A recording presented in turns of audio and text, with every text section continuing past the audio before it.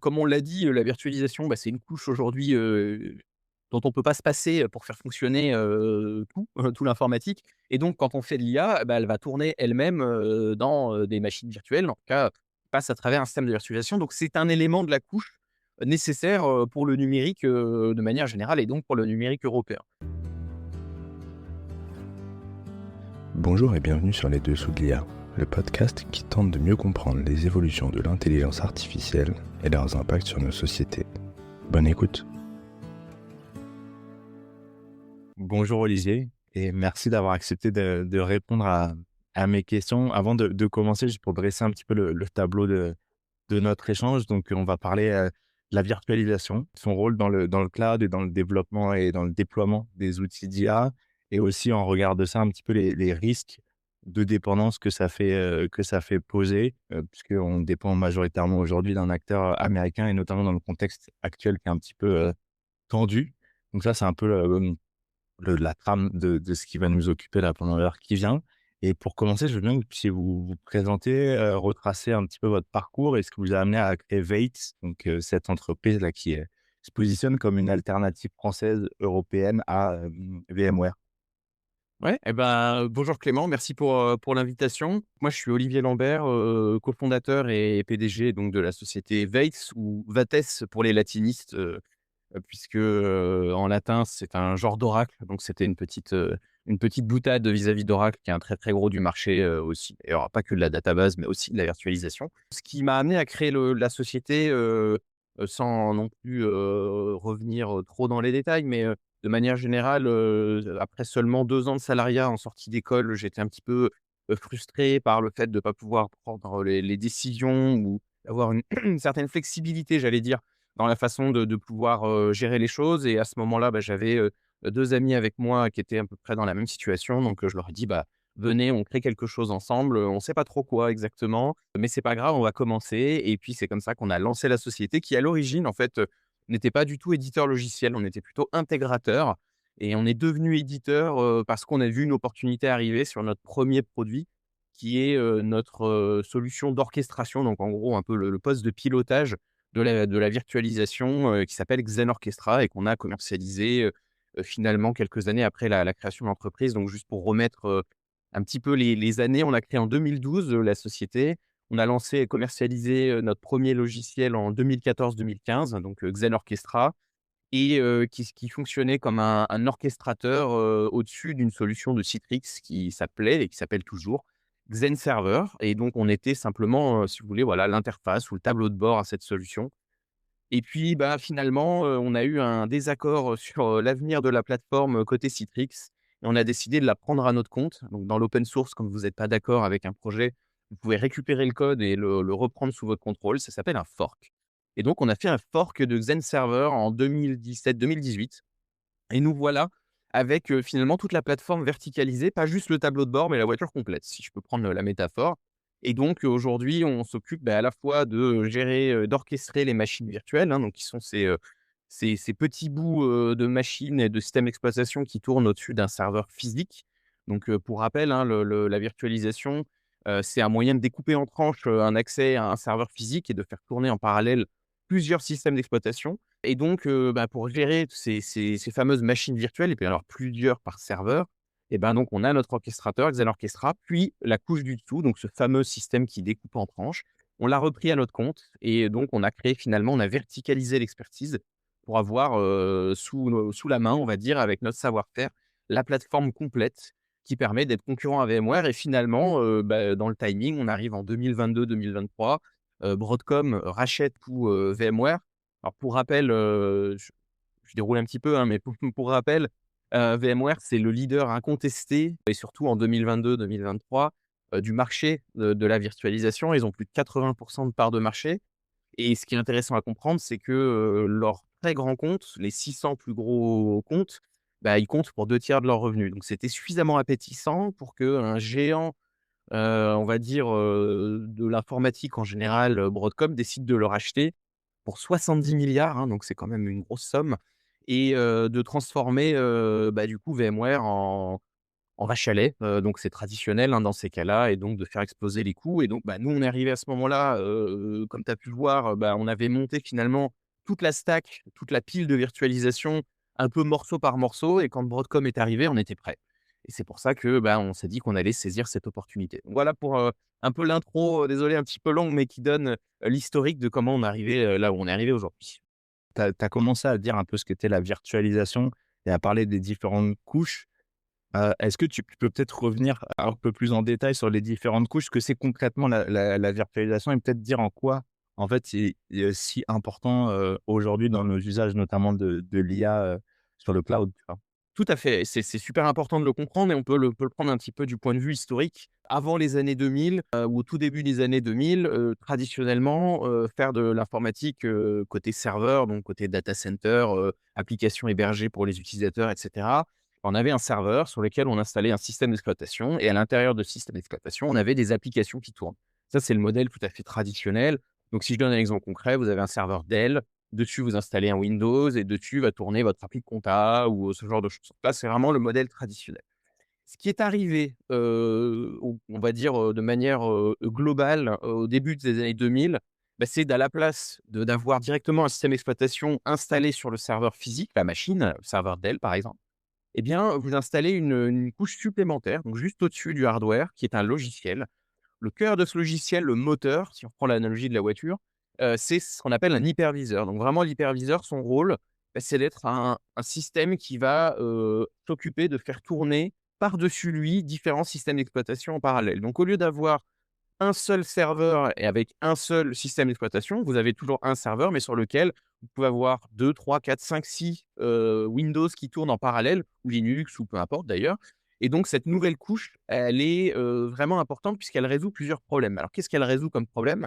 Elle résout déjà, le fait de mieux utiliser le matériel. Parce que quand vous avez seulement un système d'exploitation avec quelques applications, en moyenne, on utilisait 10 des ressources de la machine. Le fait d'en faire tourner plusieurs en parallèle, ils vont peut-être pas tous utiliser les ressources au même moment, ce qui fait que vous avez un taux d'usage qui monte plutôt vers les 80-90. Donc cette consolidation, elle est énorme parce qu'en termes de réduction de coûts, c'est gigantesque, hein. Au lieu d'avoir un rack, rempli de 40 machines, finalement, vous en avez plus que, 5 par exemple. Donc la réduction de coûts, elle est fantastique, mais vous introduisez aussi, une couche d'abstraction avec, cette fameuse plateforme de virtualisation ou ce fameux moteur, l'hyperviseur et cette couche d'abstraction, vous permet, de mieux gérer vos machines et les gérer de manière, élastique, on va dire. C'est-à-dire que, vous pouvez décider que, le système d'exploitation et ses applications s'appelle maintenant une machine virtuelle et vous pouvez la déplacer vers un autre serveur à chaud, sans même qu'on s'en rende compte. Quand vous avez de la maintenance à faire, vous pouvez déplacer, c'est invisible. C'est tellement une technologie fondamentale qu'elle est à l'origine du cloud. C'est aussi simple que ça, c'est-à-dire que, AWS, hein, qui est le pionnier dans le cloud, a commencé, à proposer son service grâce au fait d'utiliser de la virtualisation. Donc c'est tellement, une fondation, dans les technologies de l'IT que finalement la virtualisation elle est rentrée partout et aujourd'hui, il n'y a pas un seul fournisseur de cloud ou même un seul, entité qui utilise de l'IT, sur ses serveurs qui n'utiliserait pas de la virtualisation. Donc ça a été un virage dans les années 2000. Elle a mis seulement quelques années à être adoptée et finalement dès 2010, on avait déjà 90 de taux de pénétration. Aujourd'hui, on est à plus de 95 voire 99. Donc aujourd'hui, c'est, Google Cloud, Amazon, Microsoft, tous les gens qui utilisent de l'IT sur des serveurs utilisent de la virtualisation, encore une fois, pour du cloud, mais aussi, très bien sur ce qu'on appelle on premises, donc, sur site. Donc voilà, c'est vraiment une technologie essentielle qui est absolument partout.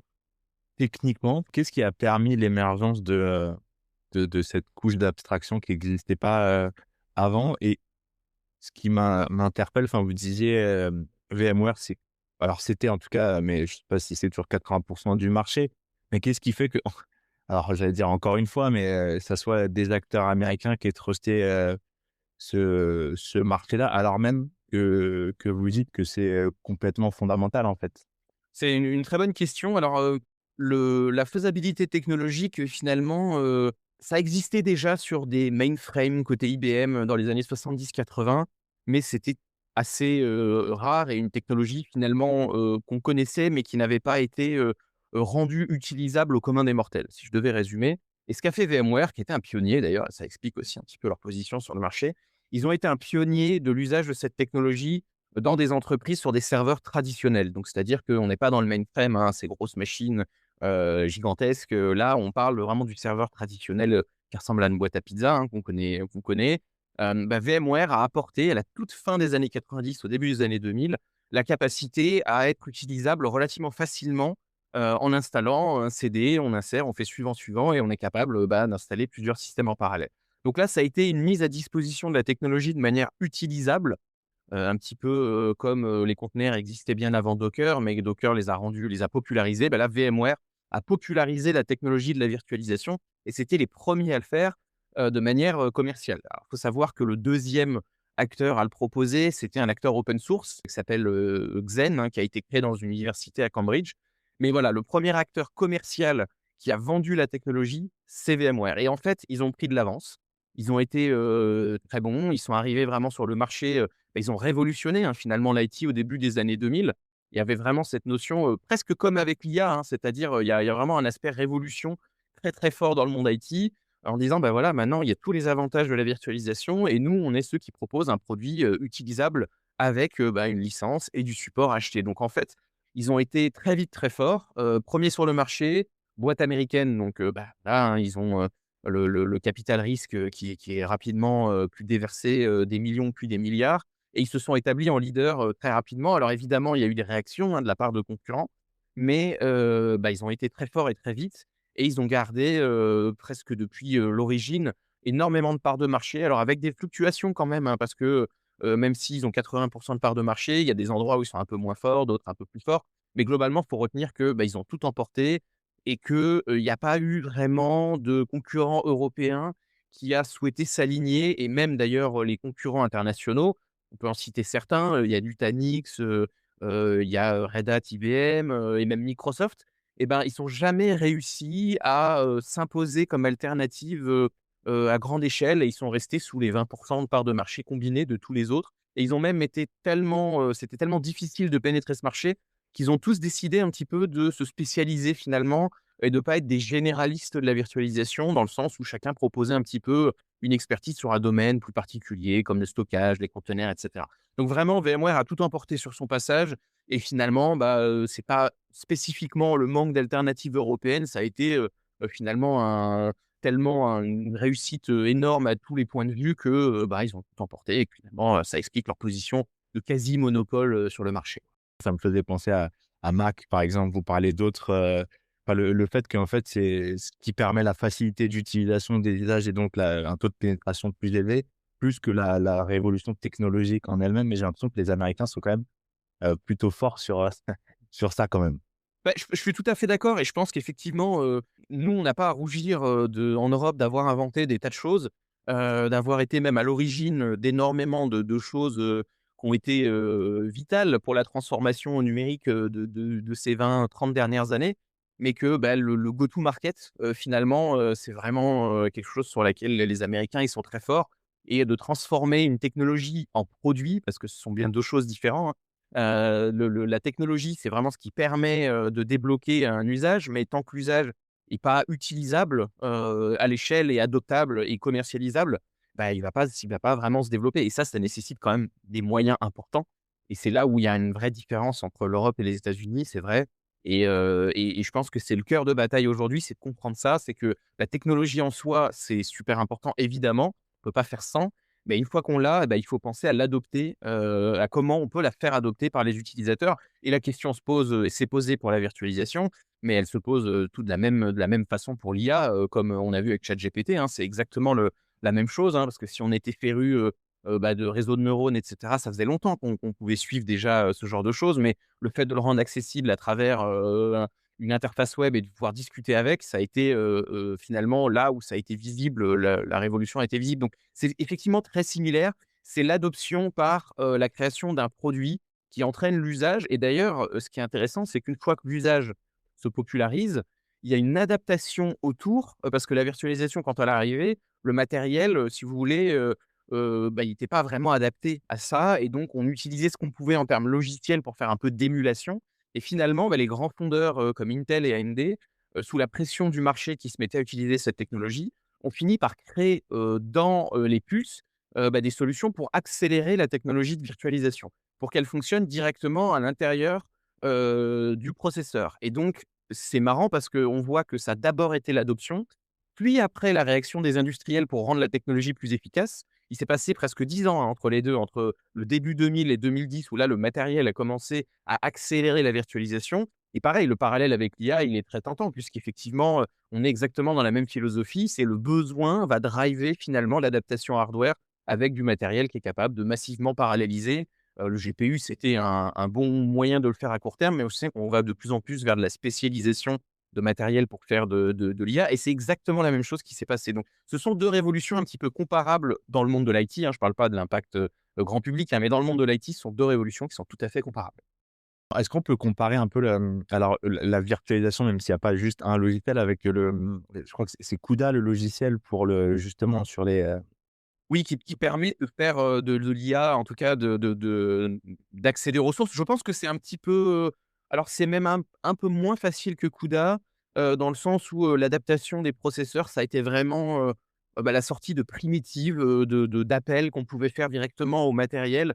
Il y a pas vraiment eu on va dire, d'interface logicielle qui est apparue. Donc là, c'est vraiment du manuel de l'utilisateur de processeurs Intel, AMD, où, il faut lire ces manuels et dire: «Bah, voilà, si vous voulez accélérer la gestion de la mémoire au lieu de le faire avec le logiciel, l'hyperviseur, la solution de virtualisation, vous pouvez demander au processeur de le faire à votre place», et cetera, et cetera. Mais oui, il y a bien eu une adoption, mais elle a été vraiment matérielle, à proprement dite, donc vraiment des primitives, dans le processeur, pour accélérer, ce système de virtualisation. Aujourd'hui, tout le monde l'utilise. Il y a pas un processeur qui sort, sans avoir ces capacités de virtualisation. et vous disiez tout à l'heure que, en dehors de VMware, les autres, concurrents ou acteurs du marché, ils ont, préféré se spécialiser donc et pas être généralistes. Vous, chez, Vates, justement, vous vous positionnez comment? Est-ce que vous êtes, généraliste, vous prenez toute la stack ou est-ce que vous êtes spécialisé? J'aurais plutôt tendance à croire que c'est la généralisation puisque vous vous positionnez comme un concurrent de VMware, mais, je veux bien que vous Ouais. disiez un peu à ça. Eh ben c'est bien exact, c'est exactement ça. En fait, nous, on n'a jamais cherché, contrairement aux acteurs précédents, comme, Nutanix, Red Hat et Microsoft, par exemple, les 3 gros, on va dire, sur le marché. Bah, on n'a jamais cherché à être, directement en face de VMware avant le rachat de Broadcom. Nous, on faisait un petit peu notre bonhomme de chemin et on était une solution généraliste, open source. Donc ça aussi, ça nous différencie énormément. Donc, avec du logiciel qui est accessible gratuitement, et le modèle, c'est pas de vendre le droit d'utiliser le logiciel, mais c'est le support et la maintenance. C'est ça qu'on vend. Donc c'est déjà très différent, et nous, on n'adressait pas spécialement les gens qui venaient de VMware, c'était pas notre cible initiale. Donc on n'était pas dans cette optique, de vraiment, être en phase 2. Nous, on cherchait plutôt des gens qui étaient, intéressés autour de l'open source, et donc on n'a pas hésité à être généraliste finalement parce que c'était pas un problème. Quand Broadcom est arrivé et que finalement, aujourd'hui, Gartner, nous dit que, bah, la moitié des gens qui tournent aujourd'hui sur du VMware, de racheté par Broadcom souhaitent partir dans les 5 ou 7 prochaines années. Eh bien, on est finalement bien placé puisque, bah, les autres généralistes, non généralistes pardon, comme, Nutanix, Red Hat, et Microsoft, bah, c'est pas forcément une solution de remplacement un pour un, et donc ils sont pas forcément adaptés quand vous êtes sur VMware et que vous étiez content d'être sur VMware. Maintenant, bah, il y a les coûts qui ont explosé, donc forcément vous cherchez une alternative, et finalement des généralistes, il y en a pas tant que ça. Parce qu'il y en a pas tant qui avaient osé à l'époque se mettre en face de VMware. Alors nous, encore une fois, c'était même pas ce qu'on souhaitait faire à l'origine, mais il s'avère que, pas par accident, mais en tout cas, de par notre petit bonhomme de chemin, on a créé une solution qui était généraliste et qui répond plutôt pas mal, finalement, à la recherche d'une alternative. On est d'ailleurs parmi ceux dont le gap, on va dire philosophique, ou même d'architecture, est un des plus faibles pour ceux qui partent de VMware, et donc finalement, on se retrouve au bon moment, au bon endroit, avec le bon produit, plutôt bien placé sur le marché, ce qui explique notre croissance. Mais c'était pas du tout, voilà, prévu, ou on n'a pas, voilà, fourbi nos armes depuis 10 ans. Nous, on a juste fait notre bonhomme de chemin. On a une opportunité, on s'y est adapté. On a préparé à mieux répondre à ce besoin-là depuis 2 3 ans, et nous voilà aujourd'hui, bah, avec une très, très forte croissance parce qu'on a, la bonne stack, les bons outils et la bonne façon d'accéder au marché, quoi. Si je fais le parallèle avec le cloud, on reproche, enfin, on se pose beaucoup de questions aujourd'hui, et notamment, dans le secteur public sur, comment on switch sur des acteurs plutôt français ou européens, sur le cloud, et en même temps, ce qu'on entend parfois, c'est de dire: les acteurs européens sont pas forcément en capacité d'offrir la même qualité de service que les hyperscalers, américain, ce qui peut expliquer pourquoi, on va pas, switcher. Est-ce que vous, si on fait le comparatif, vous avez le même sujet ou sur la virtualisation, en fait, c'est pas une question de masse critique ou enfin, vous avez les mêmes capacités à faire ou il y a un peu des enjeux, similaires?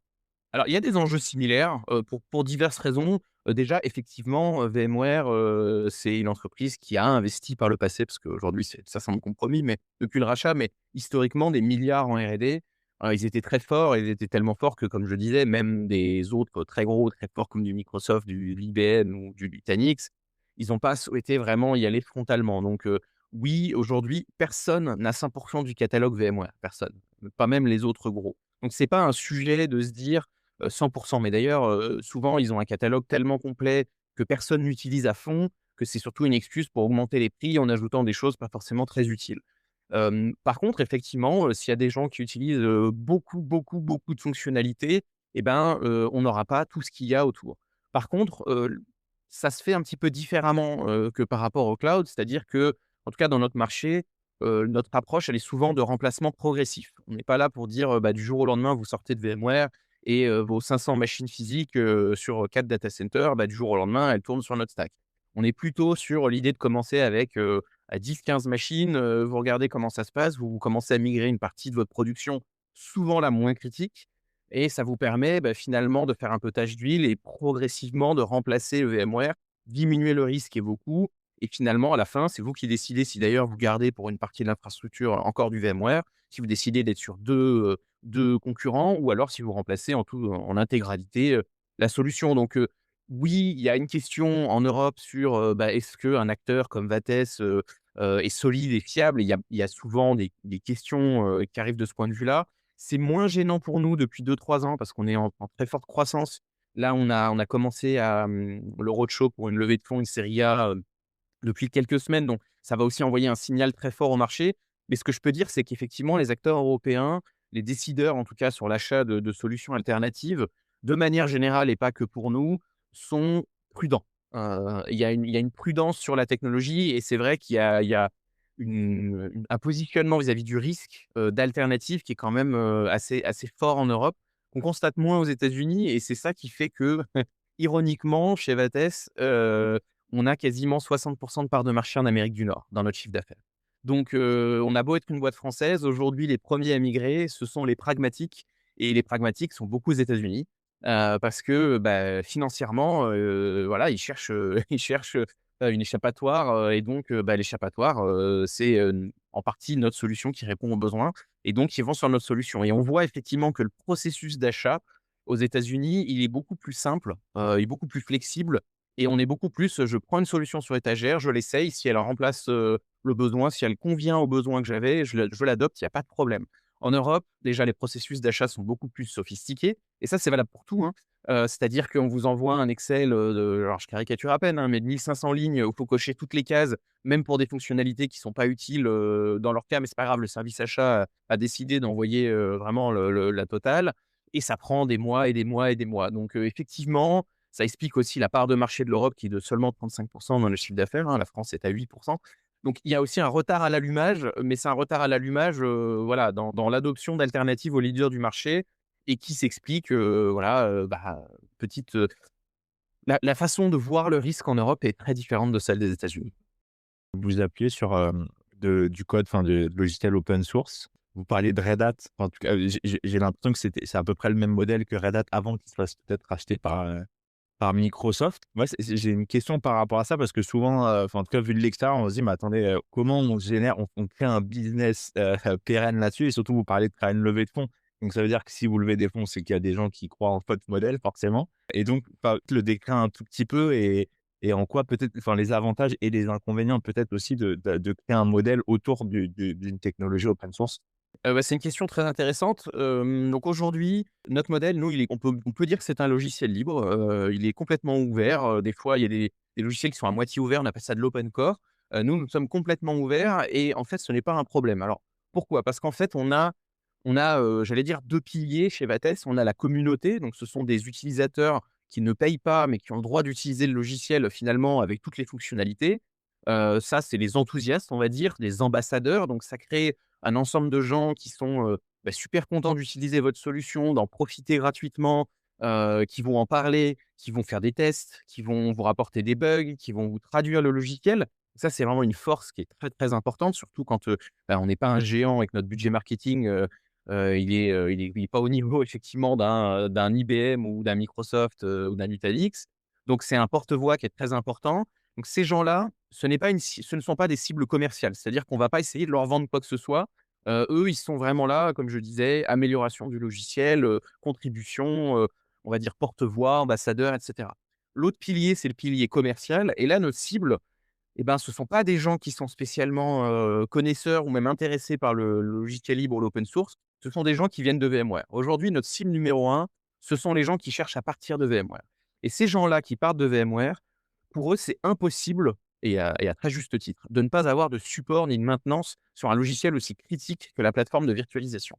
Et donc, le fait de choisir de payer ou de ne pas payer n'entre même pas en question, puisque le jour où vous avez un problème, si vous êtes un enthousiaste, c'est votre serveur dans votre garage qui a un problème, c'est pas très grave, vous vous débrouillez, vous n'allez pas mettre au chômage technique, 500 ou 1000 personnes.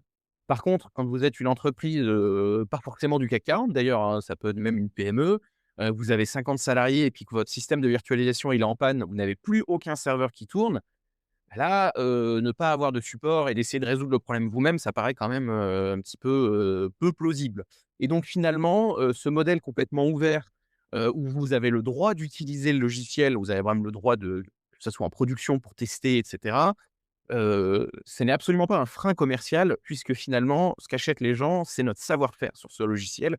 C'est la maintenance de ce logiciel, c'est la pérennité de ce logiciel, mais aussi l'assurance qu'en cas de problème, on soit là pour les aider. Et donc, finalement, ça devient un facteur d'adoption puisque vous n'êtes pas obligé de passer par 50 commerciaux pour pouvoir être capable de commencer à l'utiliser. Vous pouvez le télécharger, l'utiliser gratuitement sans en rendre de compte à personne. Mais évidemment que quand vous rentrez en production, la question ne se pose pas, vous avez besoin de savoir-faire et c'est un logiciel qui est quand même complexe, qui nécessite, un savoir-faire de pointe. On reviendra là-dessus, sur le sujet parce que c'est aussi difficile de trouver des gens qui ont ce savoir-faire et donc ça veut dire que, vous êtes obligé de compter sur l'éditeur ou au moins, des gens qui ont un savoir-faire, quand même très pointu parce que le savoir-faire, il est rare et donc c'est pour ça que pour nous, ce modèle du support slash maintenance, il est absolument, pas du tout un problème, dans notre business model en termes de croissance et de revenus. Parce que la cible, ce sont des entreprises qui ont besoin d'avoir ce support et cette maintenance. Ça fait écho, en préparant, l'entretien, je lisais un billet que vous avez fait, je crois, où vous disiez que, open source, ça voulait pas forcément dire souverain, justement, ça fait le parallèle à ça et que, l'open source est une brique sur laquelle on peut s'appuyer, notamment en Europe, si on veut développer un peu plus de souveraineté. Pour autant, et c'est ce que vous évoquiez là, c'est qu'il y a la question de la maintenance, des contributeurs et on voit que souvent, en tout cas sur des technos open source, c'est souvent, alors pas tout le temps, mais des Américains. Je veux bien que peut-être vous éclairiez un peu ce point-là. Pourquoi c'est important selon vous d'aborder la question plus sous cet angle qu'en fait on utilise de l'open source ou pas, mais on utilise de l'open source et qui le maintient et qui fait en sorte que le jour où ça plante on soit pas tout seul? Oui, c'est une réflexion en fait, que j'ai pu construire, ces dernières années parce que moi je suis un partisan de l'open source évidemment et puis par définition, on pourrait dire l'open source n'a pas de frontières, n'importe qui peut contribuer n'importe où dans le monde, et donc comment ça s'intègre finalement dans un contexte géopolitique plus tendu comme aujourd'hui avec effectivement, des anciens alliés qui semblent moins et puis même d'un point de vue extra-européen, ça devient, on se pose toutes ces questions. L'open source pour moi est on va dire, un apport, quasi nécessaire, mais pas suffisant, dans le fait d'avoir notre autonomie stratégique ou notre autonomie numérique. Pourquoi? Parce qu'effectivement, c'est déjà mieux que du code en boîte noire d'un éditeur étranger.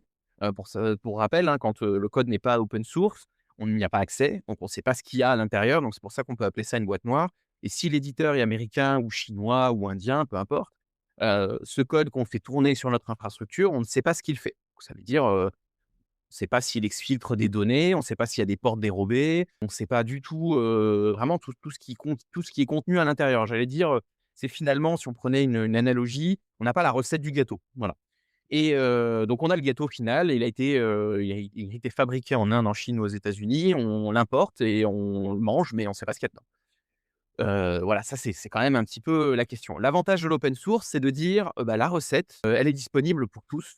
N'importe qui peut y accéder à cette recette partout dans le monde.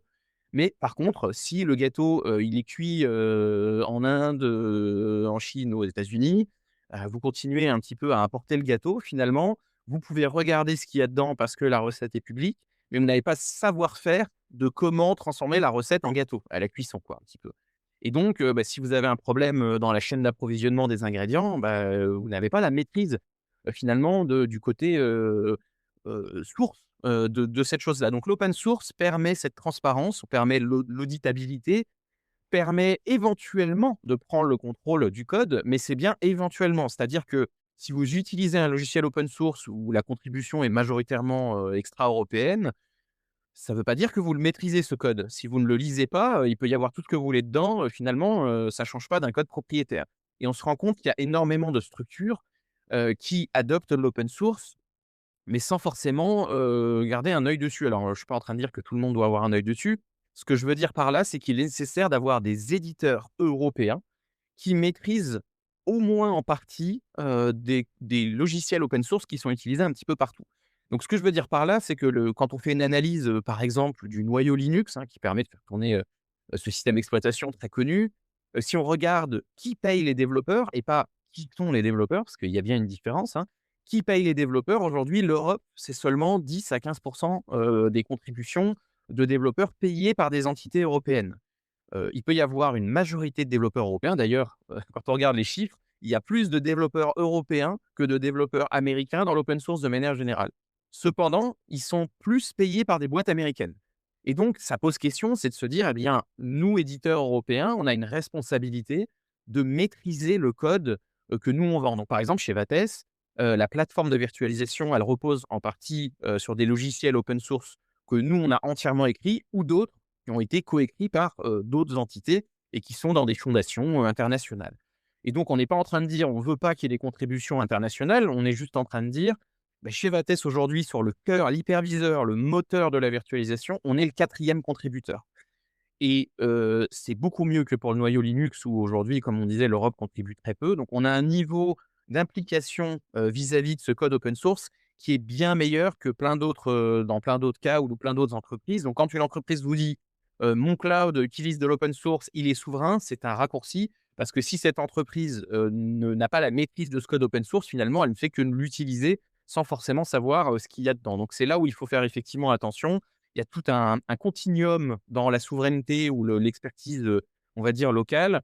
Effectivement, le fait de maîtriser le code, c'est un plus. D'ailleurs, open source ou pas, mais le fait d'être à la fois open source et d'avoir la maîtrise, c'est un double mécanisme de protection, j'allais dire, pour l'Europe, tout en acceptant des contributions étrangères, hein. Bien sûr, encore une fois, l'open source est international et on n'est pas en train de dire: «Il faut fermer les frontières». On est en train de dire: «Il faut maîtriser nous-mêmes la technologie». Sur les contributeurs open source, qu'est-ce qui, je me dis en vous écoutant, je me dis: «Ils sont forts ces Américains». Qu'est-ce qui enfin, c'est quoi l'intérêt pour une entreprise privée? Je comprends, l'intérêt, potentiellement, philosophique et alors les Américains, je pense pas que ça soit juste philosophique, il y a un intérêt business forcément. Mais enfin, est-ce que c'est un intérêt direct ou c'est plus un intérêt de se dire: Nous, on s'appuie sur cette technologie, on veut s'assurer que un elle est maintenue et 2 que d'une certaine façon, on a un peu la main dessus ou on a une influence dessus?» Je sais pas. Ils sont très pragmatiques. C'est si on devait résumer, hein, les Américains sont des gens très pragmatiques et il y a un double intérêt. Je vais citer par exemple Meta, ByteDance, Google. Ces gens-là, ils contribuent, par exemple, pour revenir au noyau Linux, ils contribuent, sont les contributeurs majoritaires au noyau. Pourquoi ils contribuent? Alors, il y a plusieurs intérêts. Il y a d'abord Google, par exemple, utilise un cloud et donc, elle a besoin de développer des fonctionnalités dans Linux pour faire marcher son cloud. Évidemment, ils ont des besoins très spécifiques parce qu'ils font tourner des millions de serveurs et donc, il y a pas forcément tout qui fonctionne déjà à l'heure actuelle pour leurs besoins propres. Donc ils adaptent le logiciel à leur sauce, mais quand vous adaptez un logiciel open source, vous devez, ça fait partie de la règle, quand vous le redistribuez, redistribuer les modifications et en même temps, ils en profitent parce que quand ils redistribuent les modifications dans Linux, elles bénéficient, certes à tout le monde, mais ça veut dire qu'ils ont quand même la main sur ces modifications. Ils les comprennent, ils ne les subissent pas. Et ce qui fait que ce sont, des gros contributeurs et je peux citer ByteDance aussi, hein, la maison mère de TikTok, qui est un des très gros contributeurs.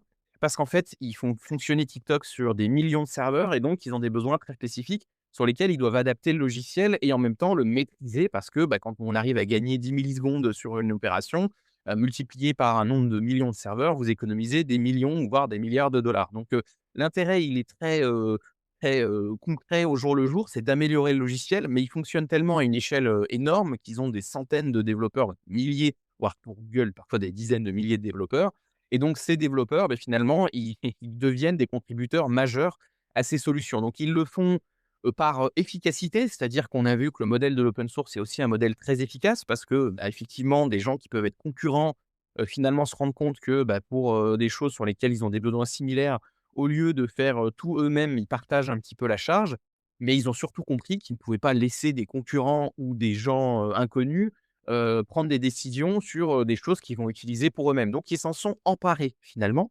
Donc ça vient de l'effet d'échelle, évidemment ils ont des milliards, il y a moins d'argent en Europe, mais ça vient aussi le fait d'avoir compris de s'emparer de la technologie et c'est-à-dire, vraiment être, pas pas forcément les mettre seuls, mais en tout cas la co-maîtriser avec d'autres gros acteurs et ça en Europe, ça n'a pas encore complètement infusé, c'est-à-dire qu'on a compris que l'open source était très bien à utiliser, mais on n'a pas encore complètement finalement, compris, qu'il fallait la maîtriser et investir et recruter des développeurs pour avoir la maîtrise dessus et effectivement, pour certains logiciels, c'est déjà compliqué d'être un gros contributeur parce que, il vous faut des milliers de développeurs et aujourd'hui, effectivement, il y a peu d'entreprises européennes qui ont les moyens de développer à cette échelle. Donc, ça explique un petit peu la mainmise mais ceci dit, ça ne veut pas dire que c'est perdu. Ça veut juste dire qu'il y a un vrai effort à faire du point de vue des éditeurs pour pouvoir, au moins avoir, un savoir-faire. Moi, j'aime bien dire, il y a pas besoin d'être dans, le top 3, hein, mais, déjà pour, un projet gros comme le noyau Linux,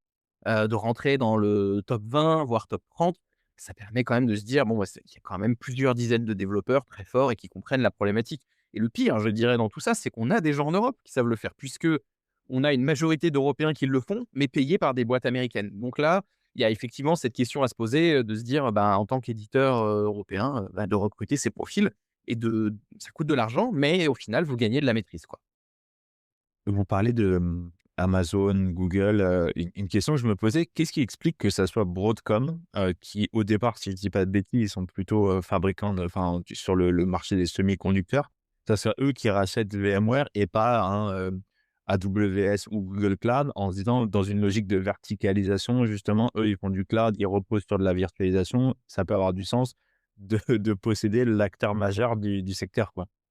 Je pense que, il faut voir le rachat de Broadcom par le prisme uniquement financier. C'est pas du tout un prisme, technologique ou stack. Le DG, hein, de Broadcom, il s'appelle, Hock Tan, est un excellent financier. Il a vu que VMware avait ses 600 plus gros clients, qui faisaient 2 tiers du revenu. Son objectif, c'est, je dépense 70, je veux que ça me rapporte, 300 ou 500 les 5 prochaines années et le produit, j'en ai rien à faire. Pour te donner une idée, depuis le rachat, l'EBITDA de VMware est passé de 15-20 à presque 80. C'est d'en transformer en une cash machine. Quand on multiplie les prix par 10, qu'on vire tous les petits clients, qu'on enlève les coûts de R&D, qu'on enlève les coûts des ventes, des programmes partenaires et qu'en même temps, voilà, on augmente très fort le prix, la rentabilité, elle explose et c'est une opération financière. Je mets 70, je récupère 300 ou 500 dans 5 ans. Donc, c'est absolument pas du tout et c'est vrai qu'on a tendance à le réfléchir, sur un prisme, produit, vision long terme et cetera.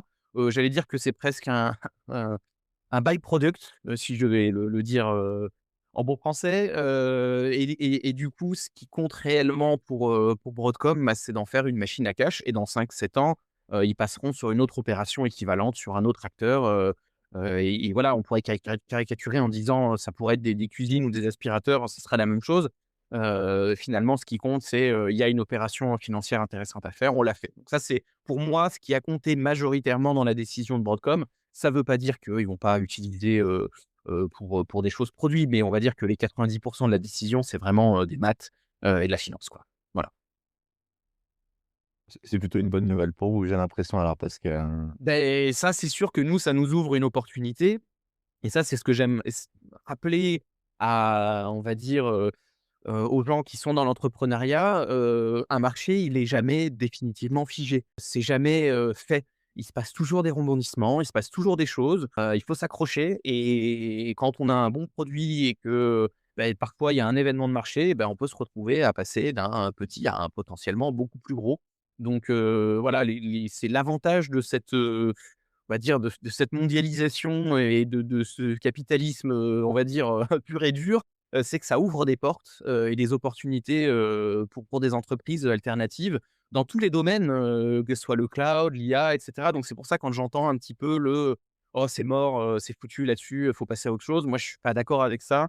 On a toujours les capacités de créer quelque chose. Bon voilà, je suis peut-être un optimiste, mais je pense que c'est un message à passer un petit peu aux entrepreneurs européens, j'allais dire peu importe le marché, hésitez pas à vous lancer. Il y a toujours, toujours des opportunités qui se créent, surtout sur des marchés dans le B2B comme ça où les choses peuvent bouger très vite et il y a des failles dans lesquelles on peut se développer et grandir, quoi. On fait le parallèle avec l'IA, parce que, vous disiez VMware, enfin, ils ont multiplié par 10 les prix et en même temps, c'était complètement un marché captif. C'est-à-dire que les gens ne peuvent pas partir comme ça, donc ils ont pas le choix. Est-ce qu'on n'est pas en train de rejouer un peu le même scénario, sur l'IA et l'IA générative avec, les API d'OpenAI, Azure, Microsoft, où en fait on est captif de ces technos-là et puis plus on les intègre, plus c'est difficile d'en sortir, enfin voilà et ou pas, enfin je sais Alors moi, de mon point de vue d'utilisateur, de l'IA, à une certaine échelle, je pense que clairement, on voit une volonté des gros acteurs de capturer un maximum de marché et puis ensuite de créer un écosystème à l'intérieur. Et une fois qu'on est dans un écosystème, un peu comme Apple, hein, finalement, voilà, il y a tout qui est branché les uns avec les autres et il y a un confort d'utilisation qui est très bon. Ça va être le but, hein, parce qu'aujourd'hui, effectivement, on peut décider de passer de ChatGPT, à Claude, ou à un autre système de prompt assez facilement. Donc pour eux, c'est compliqué si ça en restait là, de capturer les gens. Mais par contre, la capacité à créer un vrai écosystème, pour moi, c'est l'enjeu de ces entreprises. C'est d'essayer de nous garder captifs autant que possible, hein, c'est pas compliqué dans un business comme ça. Le churn rate, voilà, doit être réduit, essayer de garder au maximum, l'utilisateur le plus longtemps possible. Donc ils feront tout ces acteurs, pour effectivement essayer de nous garder et c'est là où, j'allais dire, à l'ouverture, soit de modèles, soit même de standards, d'API, ça nous permet de passer éventuellement de l'un à l'autre et dans quelle mesure, certains gros acteurs vont réussir à créer un écosystème, une cage dorée ou pas. En tout cas, moi, mon conseil, c'est de dire, réfléchissez-y 2 à 2 fois, avant de dépendre entièrement d'un seul acteur parce qu'il va se passer la même chose que partout. À partir du moment où un monopole s'installe, derrière, vous allez payer très cher, beaucoup plus cher que le bénéfice que vous en tirez à court terme. Parce que, côté, VMware, je jette pas la pierre à tous ceux qui ont adopté la technologie, hein. C'était la meilleure technologie, il y avait des intégrateurs partout, donc voilà, il y avait un peu une cage dorée, qui a donné, pendant 20 ans, une satisfaction très élevée. Mais le problème, c'est que derrière, les gens le payent aujourd'hui, un peu une espèce de dette, finalement une dette de captivité chez un éditeur qui devient, monopolistique. C'est qu'il y a un moment, faut passer à la caisse et soit vous passez à la caisse en restant chez eux, en multipliant par 10, soit vous passez à la caisse en cherchant une alternative et vous cherchez la moins douloureuse pour en sortir. Alors ça peut être chez nous, hein, mais peu importe, j'allais dire, mais ça, c'est vraiment de manière générale. Quand un monopole, ou un oligopole s'installe, il y a un danger, finalement, par rapport à la liberté de choisir et au marché. Et donc voilà, parfois, il y a pas toujours la main invisible. Donc c'est effectivement, je pense, un bon avertissement, cautionary tales, comme disent, les Anglais sur, effectivement, cette histoire de Broadcom et VMware, dans le monde de l'IA, prenons garde, à ça et posons-nous les questions pour les acteurs européens parce que c'est exactement la même chose. pour continuer sur ce sujet-là, je crois à un endroit où vous disiez acheter un logiciel, c'est un acte politique. Si on prend l'IA, aujourd'hui, on a, un enjeu d'autonomie, en tout cas de tendre vers plus d'autonomie, de souveraineté, de capacité à faire des choix et en même temps, on a des contraintes, à la fois budgétaires, à la fois d'efficacité et donc parfois, c'est un peu difficile de défendre cette vision-là. C'est quoi les et d'articuler le court terme avec, l'autonomie, la souveraineté à plus long terme. Comment on peut, enfin, justement articuler ça et surtout quand on est en position de décision, on est DSI, on est, CEO d'une boîte, c'est pas évident, quoi. Bien sûr, c'est un arbitrage à faire, en fait. Et comme tout arbitrage, il y a pas de réponse, toute faite. Simplement, moi, ce que je pense qu'il est important, c'est d'ajouter dans l'arbitrage cette partie-là. Cette partie de mon choix va avoir une influence non seulement pour moi, mais aussi sur le marché. Parce qu'effectivement, quand on achète, finalement, on donne de l'argent à l'éditeur, ou la qui propose la solution et le fait de lui donner des moyens, ça lui permet de se développer, de devenir un futur leader. Alors effectivement qu'à court terme, par exemple, que ça soit dans l'IA, la virtualisation, peu importe, on se dit: «Voilà, là, j'ai un besoin qui quand même, je trouve pas de solution européenne qui me permet exactement de faire ça». Par exemple, Claude Code, est excellent, pour, le développer, faire du code. Par contre, je sais que si je pars sur ce truc-là, déjà mes données, si c'est du code, qui est pas open source, et qui contient des données métiers, je sais pas où elles vont. Ce code-là, il va être lu par Claude, et donc ce qu'il en devient, j'ai pas la maîtrise dessus, donc c'est un risque qu'il faut connaître et si je mets tous les œufs dans mon même panier, je m'expose, donc je prends un risque. Alors comme tout risque, c'est une décision. Ça veut dire que pour moi, il faut la connaître, la décision, il faut connaître le risque et se décider. On peut très bien dire: «Je pars tout chez Claude pour, 100 de mes besoins IT, internes, développement, LLM, mes commerciaux, tout». Je mets tout chez eux, ça m'expose au risque que je suis dans cette cage dorée et que dans quelques années, je vais me retrouver à payer beaucoup plus cher et devoir donner mes données et cetera. Donc je le mets dans l'équation. Je ne suis pas là pour dire, c'est mal, c'est bien, il faut le prendre en compte dans le choix. Maintenant, l'autre approche qui me semble un petit peu plus, intéressante, c'est à travers cette grille de lecture de dire peut-être que pour le code, Claude Code est très fort, mais peut-être que pour, avoir juste, mes commerciaux qui posent des questions à un prompt, peut-être que Mistral, peut suffire ou peut-être qu'un fournisseur de cloud, ou de services en SaaS, d'IA peut très bien me suffire et en achetant, ce service-là en Europe, qui est idéalement fait par une boîte détenue par des Européens, dans ce cas-là, je l'aide à se développer et à proposer des meilleures solutions. Peut-être qu'un jour, elle arrivera au niveau d'Anthropic, ou d'OpenAI ou voilà, peu importe, mais j'apporte ma pierre à l'édifice et c'est pas uniquement un calcul de court terme pour mon entreprise et bien sûr, comme tu le disais, la question se pose, c'est un arbitrage à faire et parfois, il faut au moins essayer d'hybrider un petit peu la solution. L'exemple du cloud est le même, hein. Peut-être que est-ce que j'ai vraiment besoin d'ailleurs de tout ce que me vend AWS et Google? La réponse, elle est pas forcément oui, hein, d'ailleurs, dans le cloud, c'est même encore plus présent. Aujourd'hui, pour l'usage du cloud, il y a des entreprises européennes qui sont très bien, qui ont beaucoup de fonctionnalités et peut-être qu'on peut se dire que pour une partie de ces besoins, ça permet d'y subvenir. Donc peut-être qu'à court terme, j'ajoute un peu de complexité, de pas mettre tous mes œufs dans le même panier. Mais finalement, plaçons-nous dans, la peau d'un industriel, du XXe siècle, qui achète son acier pour fabriquer, je ne sais quoi. Il va sourcer son service achat. Le but, ça va être de sourcer, de l'acier en Europe et peut-être de l'acier, en Inde, peut-être de l'acier en Chine.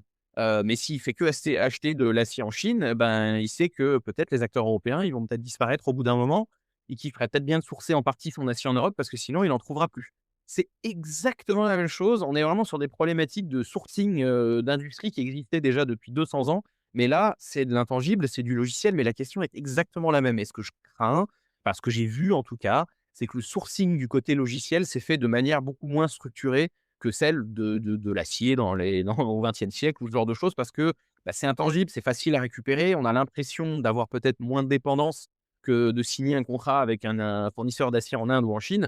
Mais in fine, c'est la même chose et c'est pas parce que c'est intangible qu'il faut pas faire un effort de sourcing avec les risques de sourcing qui vont avec. Donc pour moi, là, voilà, c'est vraiment cette problématique-là de savoir bien sourcer son logiciel, c'est vital et aujourd'hui, je pense que des gens qui ont pas intégré ces risques historiquement, doivent les intégrer aujourd'hui, dans leur processus d'achat, quoi.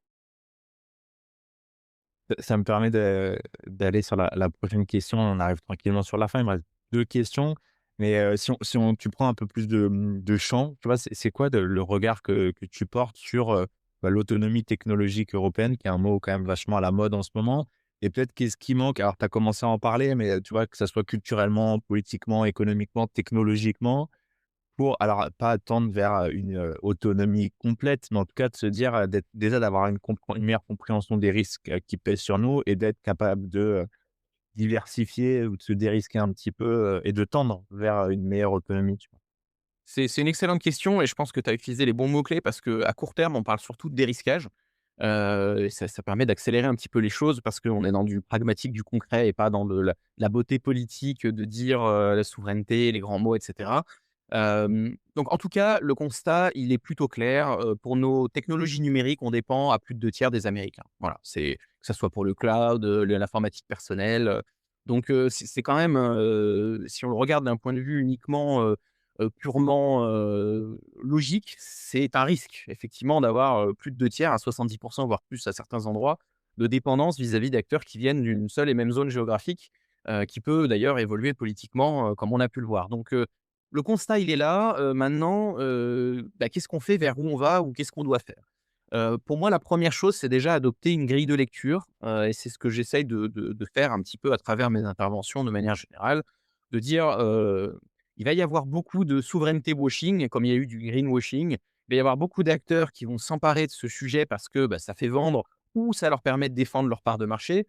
On a vu, AWS, parler de souveraineté, avec un cloud européen, avec une filiale européenne, maîtrisée, machin. Enfin bref, ils ont fait un gros effort marketing pour essayer de rassurer au maximum là-dessus. Alors c'est intéressant, hein, c'est que ça montre que c'est un sujet qui devient important parce que si les Américains mettent des milliards pour défendre, c'est qu'il y a un vrai il y a un vrai risque en fait.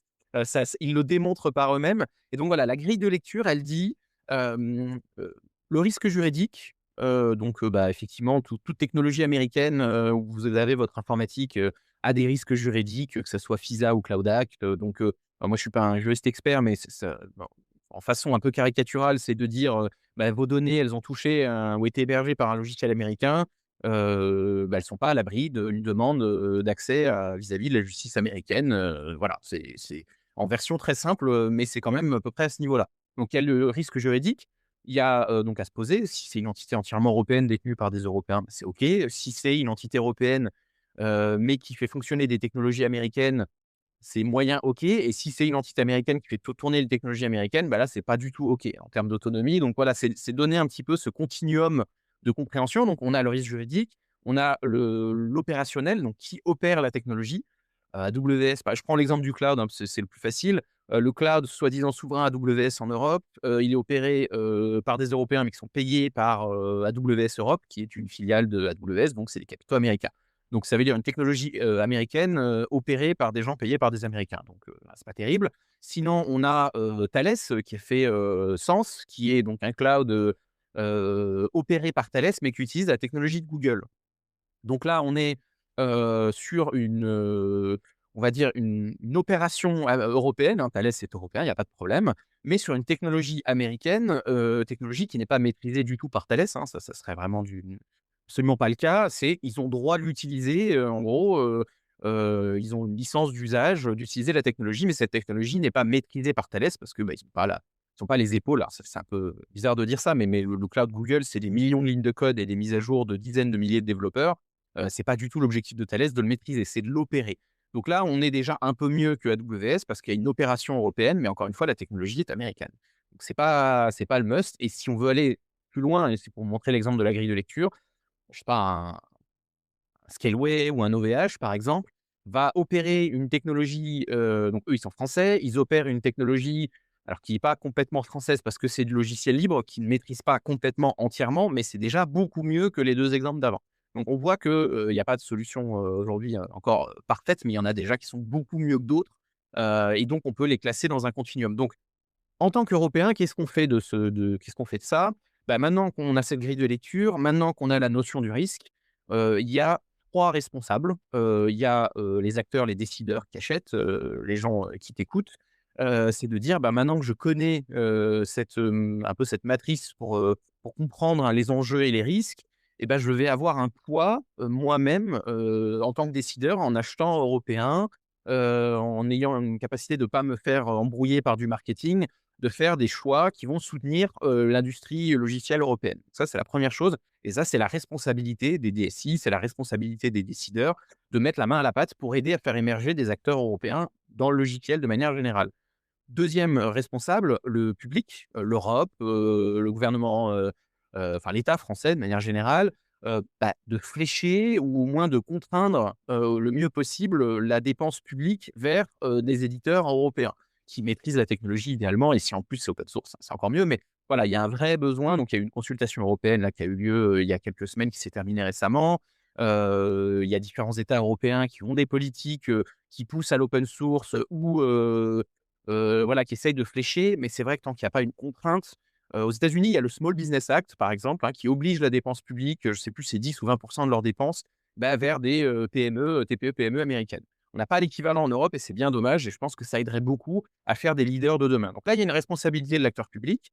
Donc, c'est le deuxième responsable qui a un levier potentiel, pour nous aider là-dessus et le troisième levier, c'est les éditeurs eux-mêmes parce que je ne nous exclus pas dans la responsabilité du fait que, en tant qu'éditeur logiciel européen, bah, on a que, 30 on représente 30 du marché, du numérique.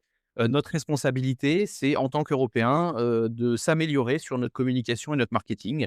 Parce qu'effectivement, culturellement, hein, voilà, je critique, les process d'achat en Europe, mais, moi-même, je m'autocritique sur, notre capacité à avoir de la communication et du marketing, et du storytelling aussi bon que le font les Américains, parce qu'ils sont très, très forts là-dedans et donc c'est à nous, éditeurs aussi, de se bouger de ce côté-là, de faire des efforts. C'est aussi la volonté de faire une levée de fonds chez nous, c'est en partie de flécher ça pour être meilleur, en tant que lobbyiste, hein, au sens noble du terme, d'aller défendre nos couleurs, à l'échelle, politique, mais aussi, à l'échelle des décideurs donc de travailler avec un écosystème, de travailler ensemble aussi en tant qu'acteurs, parce que, c'est vrai qu'il y a une tentation de certains acteurs d'être un peu dans leur coin, alors que je pense qu'on a intérêt plutôt à travailler ensemble. Donc ça, c'est notre responsabilité d'éditeur d'être meilleur, bon, à la fois sur le produit, mais on est très fort techniquement et je pense qu'on a tous vocation à améliorer les produits, donc c'est même pas là où on est moins bon en Europe. Là, on est moins bon, c'est, cette capacité à communiquer sur nos produits et à faire en sorte que les décideurs nous connaissent, parce qu'aujourd'hui, je pense que la plupart de vos auditeurs, ne connaissent pas, Veitz ni Vates, donc ça prouve aussi qu'on a un effort à faire de ce côté-là, investir plus, alors ça nécessite de l'argent, mais voilà, c'est notre responsabilité. Donc il y a 3 grandes familles de responsables pour changer cette tendance ou au moins essayer de réduire à 50 ou en dessous cette dépendance numérique, aux Américains et ben, on a tous un rôle à jouer, vraiment absolument tous, qu'on soit, acheteurs, décideurs, fonctionnaires, ou éditeurs logiciels. On doit tous y travailler et c'est pour ça aujourd'hui que j'essaye de prêcher un petit peu ça en disant: «Voilà, je pointe pas du doigt, c'est une responsabilité collective et sur laquelle on est capable de faire quelque chose». Ça aussi, c'est un message important. J'avoue ne pas entendre les discours défaitistes de: «C'est mort, c'est trop tard». Je suis absolument pas d'accord avec ça. Nous, on est la preuve vivante qu'on peut faire bouger les choses, nous, en tout cas, à notre niveau d'entrepreneur, en faisant de l'argent, en réussissant et en se développant sur un marché qui était très fermé il y a encore quelques années. Donc si ça, c'est possible, je vois pas pourquoi on pourrait pas renverser la vapeur et être moins dépendant, des États-Unis. C'est complètement faisable. Voilà. J'ai une dernière question pour terminer cet échange. Si on refocalise sur l'aspect purement, technologique et alors on a pas mal parlé de virtualisation parce que c'est ce que vous faites logiquement. Mais si on élargit le champ, c'est quoi les grands chantiers technologiques prioritaires, pour réduire justement notre dépendance, dans la chaîne de valeur de l'IA? Par où on devrait commencer? C'est quoi les boîtes qu'on devrait soutenir ou les boîtes qu'on devrait créer aussi qui n'existent pas? C'est une excellente question et d'ailleurs ça permet de finalement de replacer, de la virtualisation par rapport à l'IA parce qu'en fait, comme on l'a dit, la virtualisation, c'est une couche aujourd'hui, dont on peut pas se passer, pour faire fonctionner, tout, tout l'informatique et donc quand on fait de l'IA, elle va tourner elle-même, dans, des machines virtuelles, en tout cas, passe à travers un système de virtualisation donc c'est un élément de la couche nécessaire, pour le numérique, de manière générale et donc pour le numérique européen. Et donc, qu'est-ce qu'on a finalement dans ces différentes couches? C'est ta question effectivement. On a les couches au-dessus, on a les couches en dessous. Alors, en dessous finalement, c'est quand on descend, dans on arrive dans le monde réel, on arrive sur les couches, finalement hardware, hein, donc le matériel.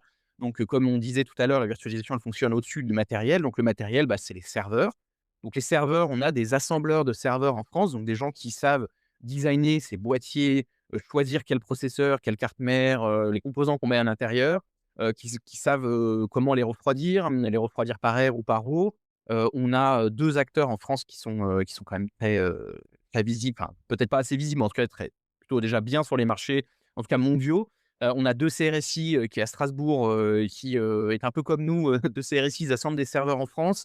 Mais ils vendent principalement aux États-Unis, donc pareil, c'est un petit peu la même chose. C'est une super boîte et ils ont un savoir-faire, sur le refroidissement liquide qui devient de plus en plus important quand on fait de l'IA parce que ça nécessite, des calculs qui, sur des GPU, donc des cartes graphiques qui consomment beaucoup d'énergie de manière très dense, donc le refroidissement air est pas toujours suffisant, donc ils sont très forts en refroidissement liquide. On a, Bull, pour info, hein, qui se réappelait Bull, après être passé par Eviden, chez Atos, qui est ressorti, qui est revenu sous le giron de l'État en tout cas et maintenant qui s'appelle Bull, qui est très fort en calcul haute performance, mais qui fabrique aussi des serveurs. et ils ont un savoir-faire qui est quand même, très pointu, sur l'assemblage de serveurs et même, les couches de sécurité de ces serveurs. Donc ça, c'est quelque chose qu'on doit maîtriser et alors évidemment, bah, vous connaissez les grands noms, on a Dell, HPE, Supermicro et cetera. Mais déjà, bah, pour fabriquer des serveurs, on a des acteurs européens qui existent, voilà, qui ont pas encore la majorité des parts de marché, mais ce sont des acteurs qui, pour moi, sont nécessaires à développer en Europe pour avoir plus de maîtrise. Alors si on continue à descendre, on a ensuite, bah, les cartes mères, les processeurs et ce genre de choses.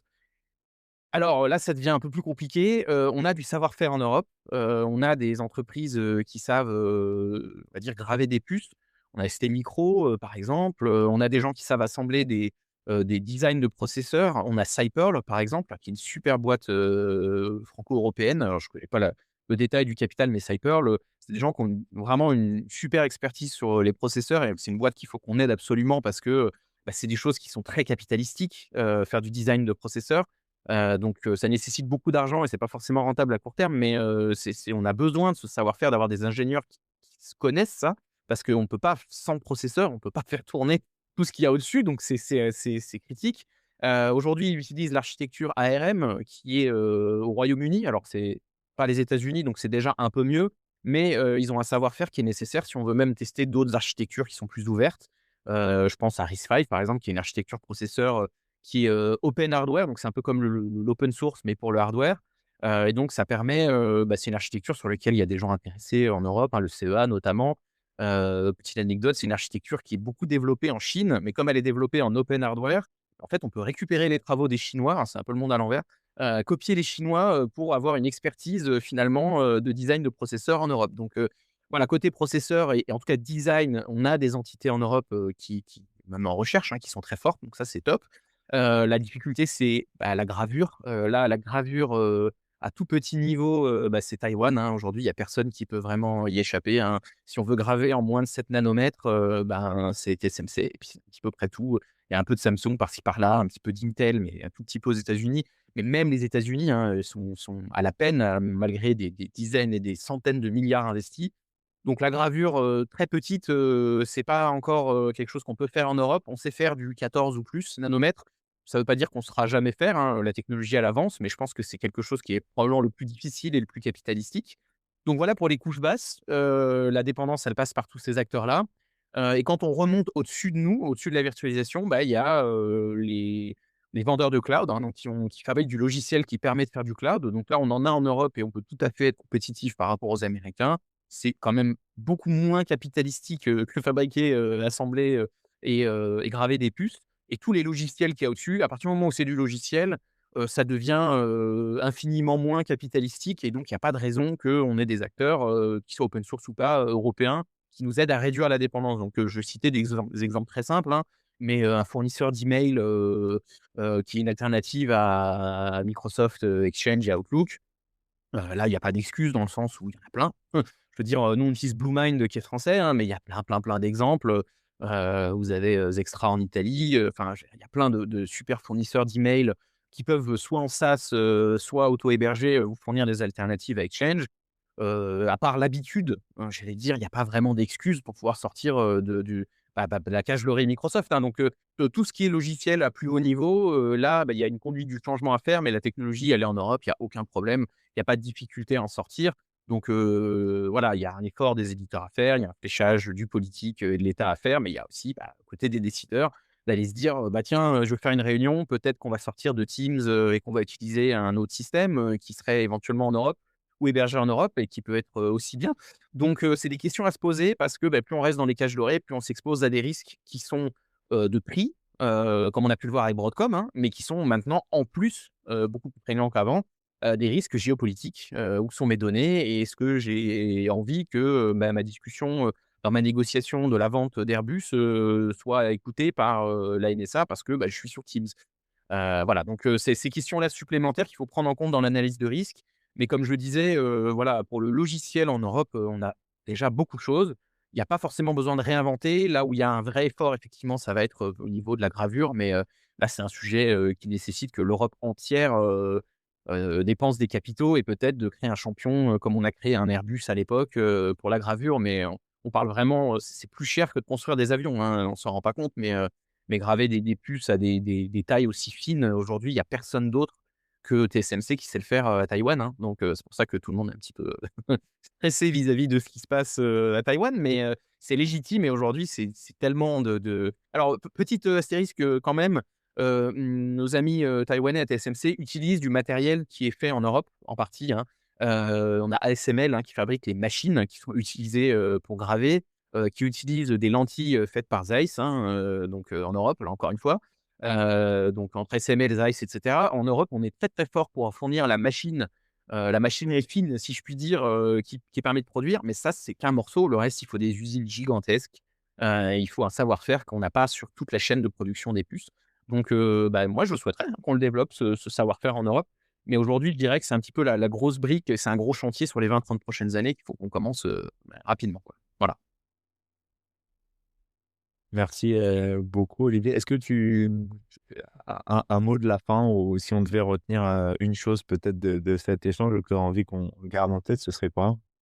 Eh bien, ça serait, que c'est le moment ou jamais en Europe de se bouger et de changer la donne, de prendre notre futur en main, sur la dépendance technologique et je suis plutôt optimiste. Je pense qu'on a, les moyens de le faire, les capacités. Il faut juste, un petit peu d'optimisme au final parce que, voilà, je pense qu'on se sous-estime en tant qu'Européens, sur ce qu'on est capable de faire et qu'en fait, on a tous les ingrédients sous la main, il y a plus qu'à et voilà donc allons-y et nous, en faire partie de cette évolution-là, bah, on est ravis et si, bah, jamais il y a des questions à ce sujet, bah, les auditeurs, sauront me trouver, sur LinkedIn, ou autre, il y a pas de souci, je serai ravi de leur en parler. Merci beaucoup Olivier. Merci Clément pour l'invitation.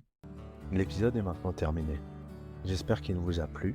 N'hésitez pas à le partager autour de vous et à vous abonner au podcast pour écouter les prochains épisodes. À bientôt.